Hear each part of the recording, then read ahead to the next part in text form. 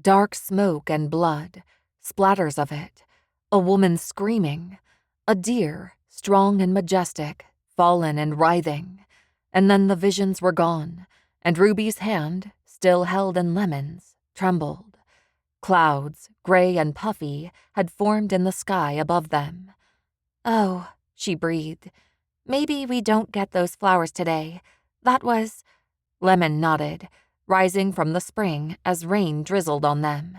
It had done nothing but rain for weeks now, and she had hoped to be out of the woods before it started again. At least it wasn't pouring. She squeezed out her hair and offered a hand to Ruby. "I've never seen anything like it before." They needed to tell someone, the mayor perhaps, or town council. Their mothers definitely. Something lurked in the woods. Something that downed deer, left them bloodless. Her mind raced.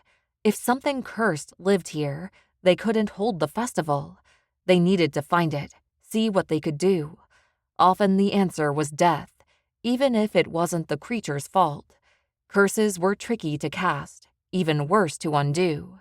The magic often took the victim's mind, and once lost, they could not be brought back. And undoing a curse required the blood of the hawthorn who had cast the spell. But unless you could prove their involvement, the government would not force them to cooperate. On other days, they spent hours at the spring. They would lie on the hot, gray stones until they were dry, passing joints between them and laughing as though the whole world belonged to them. She was sure Ruby had one tucked somewhere in her bag. She always did. But not today. Not in the rain. Not with her heart pounding. They pulled on their clothes. Then Lemon heard the snap of a branch. She glanced towards Ruby. The forest went still, but her sister hadn't noticed. She was too busy digging in her bag, searching for something. Against her better judgment, Lemon turned towards the noise. The rain continued, fat drops that fell on her face and splashed off the forest floor. She moved quickly, darting over rocks and branches, without saying anything to Ruby. Something crashed in the forest, and she could feel the slick, oily magic from whatever it was. She should turn, run away, but curiosity drove her onward. She had never seen someone cursed before. Thoughts of hawthorns, of the booming voice of her father, cursing witches even as he married one, came to her. The rain grew heavier, dripping into her eyes. She heard the creak, and then Lemon was falling, her feet above her head, crashing over roots and through brambles. She tried to reach out, grab something as she tumbled down the embankment. Above her, Ruby was screaming. Lemon's fingernails cracked and shattered against rock, but she found no grip. Something flashed before her eyes. Strong arms wrapped around her, stopping her fall, sweeping her up. Her head hurt, her arms, her back, everything hurt. She thought it was Ruby, and she moaned her thanks, reaching up to rub at the lump on her skull that was forming. "You're most welcome," said an unfamiliar voice.